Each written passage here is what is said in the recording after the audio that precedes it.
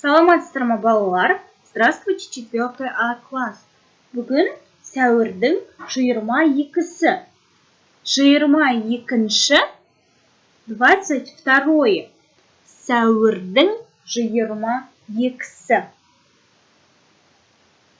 Сабағымыздың тақырыбы ғаламшар сипаты. Пишем дату и тему. Дәптерге жазамыз. Бүгін сендер балалар ғаламшарларды бір-бірінен ажыратып үйренесіңдер. Сонымен қатар қазақ тіліндегі қосымшаларды қайталайсыңдар. Қайталау, это повторить, қайталайсыңдар.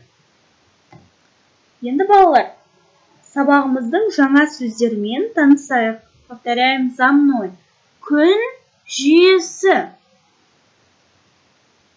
Түзу. Түзу. Қоңырқай.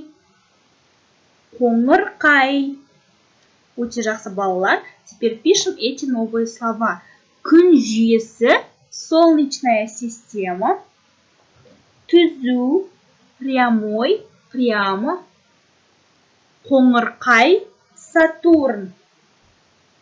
Сатурн планетасы, ғаламшары, қазақ тілінде қоңырқай деп аталады екен балалар.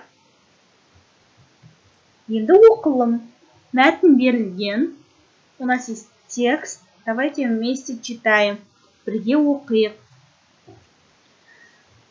Күн жүйесінде орналасқан ғаламшарларды алыстан телескоппен бақыладым. Я наблюдал планеты в Солнечной системе с помощью телескопа на расстоянии. Мне қызық. Вот интересно. Күннің айналасында ғаламшарлар түзу сызық бойымен күнді айналады. Планеты вращаются вокруг Солнца по прямой линии. Олар сымдағы дөңгелек моншаққа да ұқсайды. Они также выглядят как круглые бусы на проволоке.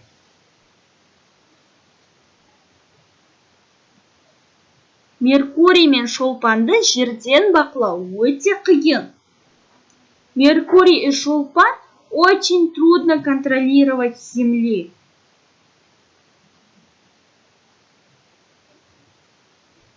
Астрономдардың зерттеуінше ғаламшарлар туралы мынадай мәліметтер бар.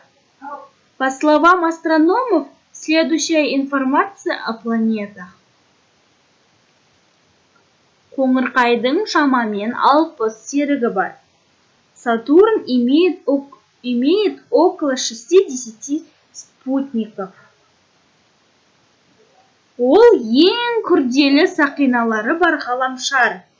Это планета с самыми сложными кольцами.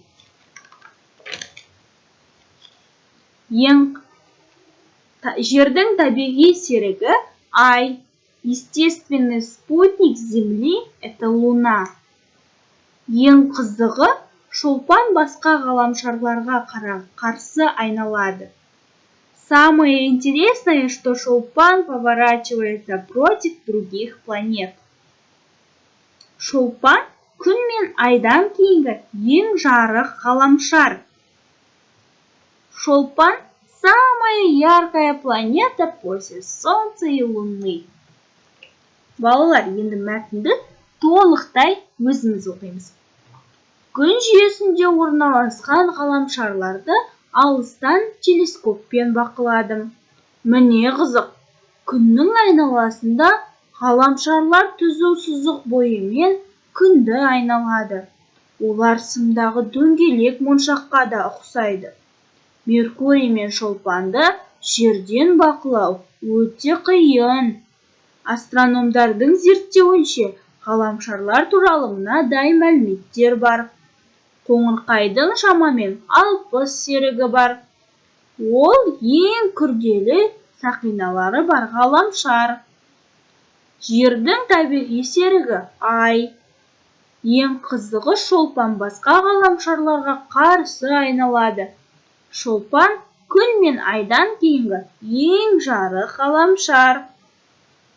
Өте жақсы балалар. Осы мәтінді есте сақтаймыз. Қазір тапсырмалар орындаймыз. Енді балалар, грамматикаға көшейік. Септік жалғаулары. Мы это проходили с первой четверти. Өттік бірінші тоқсаннан бастап. Кім, не, кто, что, кімнің, ненің, чей, кімге, неге, кому, чему, кімді, нені, кого, что, кімде, неде, у кого, в чем, кімнен, неден, от кого, от чего, кіммен, немен, кем, чем. Вспомнили теперь? Жарайсыңдар балалар. Енді Асқар сөзін септеп шығайық. Асқар – это имя человека. Сондықтан сұрақ кім болады, е? Кім, кто?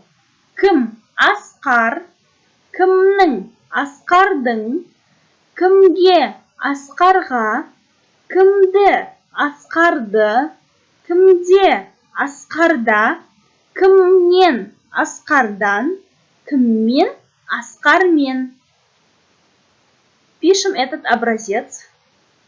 Видеоны паузаға қойып, бұл үлгіні жазып аламыз. Енді балалар, бірінші тапсырма. Ғаламшар сөзін септеп жаз. Ғаламшар – это планета. Планета, значит, отвечает на вопрос, что? Не. Не. Ғаламшар. Ненің. Дальше пишем сами по образецке. Қараймыз үлгіге. Сол бойынша жазып шығамыз балалар. Түсінікті ме? Екінші тапсырма. Сөйлемдерді толықтыр. Ғаламшарлар түзу сызық бойымен нені айналады? Олар сымға таққан дөңгелек неге ұқсайды? Ненің шамамен 60 серігі бар? Ненің табиғи серігі ай? Пишем сами, өзіміз жазамыз. Үшінші. Енді балалар, үйге тапсырма. Видеороликте берілген 2 тапсырманы орындап, маған WhatsApp арқылы жібереміз. Выполните все задания и отправьте мне на WhatsApp. Я буду ждать. Сабақ аяқталды. Сау болыңыздар. До свидания.